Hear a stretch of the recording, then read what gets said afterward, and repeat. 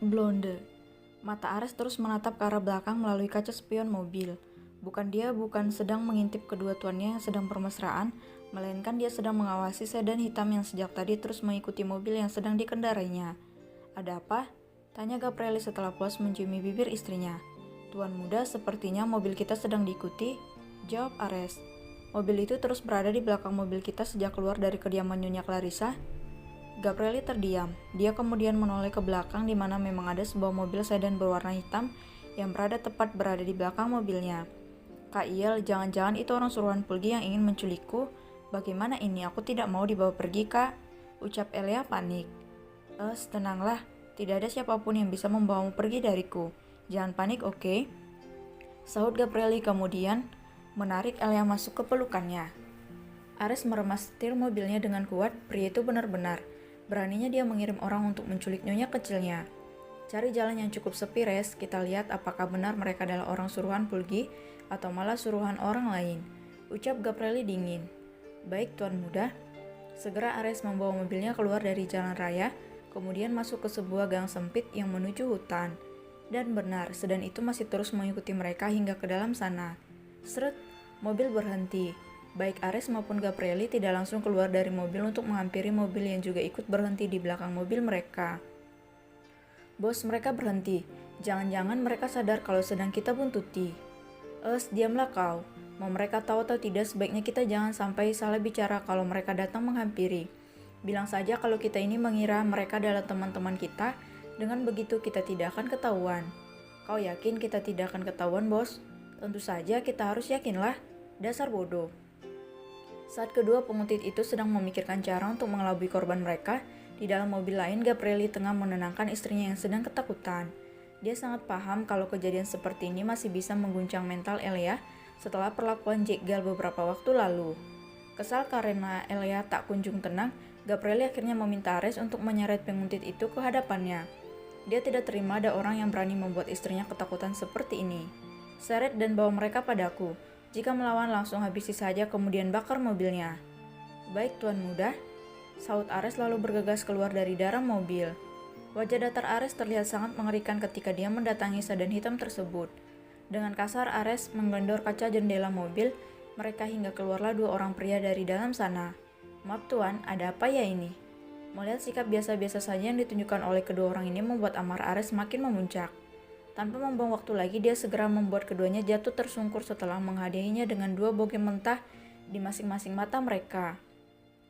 Buk, bos, pekik salah satu penguntit sembari memenggahi matanya yang lebam.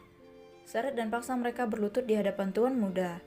Entah dari mana datangnya tiba-tiba beberapa orang berwajah datar muncul di belakang Ares.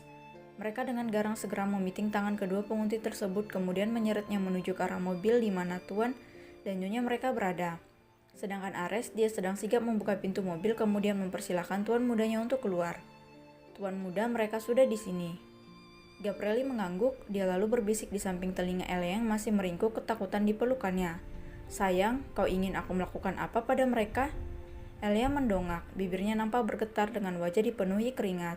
Aku ingin tahu siapa yang menyuruh mereka untuk menculikku, Kak. Sayang, mereka belum tentu ingin menangkapmu. Bisa saja mereka adalah orang suruhan dari musuhku, jadi, bukan Kak, ucap Elia memotong perkataan suaminya. Mereka sengaja dikirim untuk membunuhku. Aku baru saja melihatnya, orang itu berambut blonde, dia sangat membenciku. Ares yang tidak sengaja mendengar ucapan nyonyanya sedikit merasa aneh. 5 detik kemudian matanya terbelalak. Tidak menyangka kalau nyonya memiliki keistimewaan sehebat itu. Sebaiknya kau menutup rapat rahasia ini, Res. Kau akan mati jika berani membuka mulut.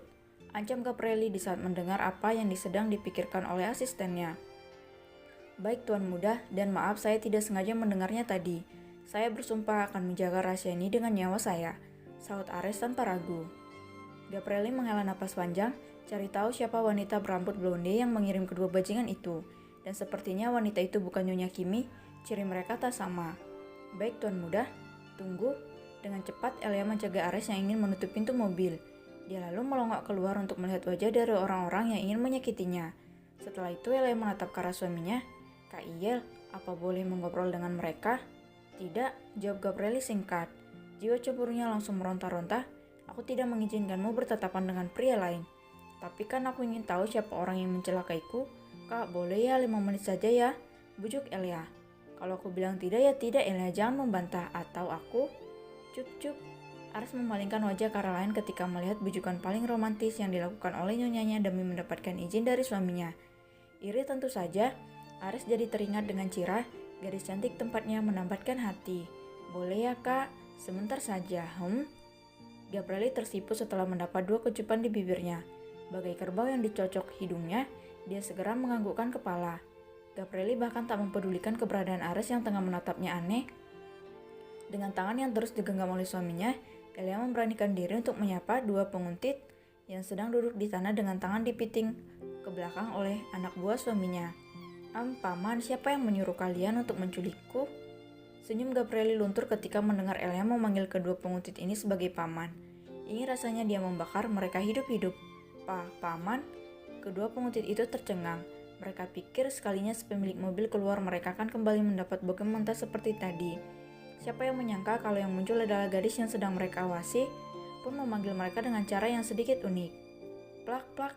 Nyonya, kami sedang bertanya, cepat jawab. Bentak Ares setelah menempeleng kepala penguntit tersebut. Ares, jangan menempeleng kepala paman-paman ini, potong saja langsung. Celutuk Elia yang membuat semua orang terbengang kaget. Gabrieli yang tadinya berwajah masam tanpa sadar tertawa dengan sangat keras. Dia sangat suka mendengar ucapan spontan yang keluar dari mulut istrinya. Sambil mengusap-usap rambutnya, Gabrieli memerintahkan Ares untuk menuruti apa yang dikatakan oleh Elia barusan. Potong saja, Res. Jangan, Tuan. Jangan, kenapa? Paman kan jahat. Paman disuruh oleh si blonde untuk menculikku kan? Ayo jawab. Cecar Elia masih dengan tampang polosnya yang membuat kedua penguntit itu bingung untuk membedakan mana ancaman dan mana candaan. Jawab, bentak Ares sekali lagi. Astaga, kaget aku. Pekik Elia kemudian mengelus dada. Sudut bibir Ares berkedut. Nyonyanya terlihat sangat lucu, berusaha menunjukkan sisi gelap dalam kata-kata polosnya. Coba pikirkan istriku lebih lama lagi. Res, aku jamin setelah itu otakmu akan terburai. Geram Gabrieli.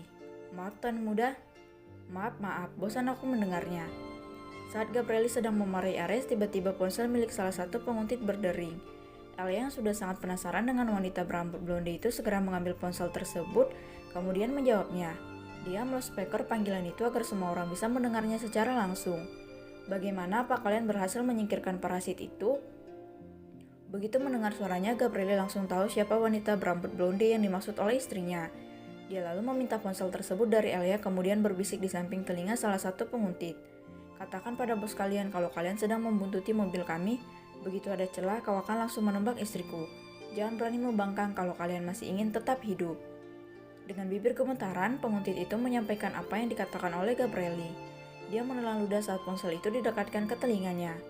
Kami sedang membuntuti Nona Elia, Nona. Begitu ada celah, kami akan langsung menembaknya. Hah, bagus.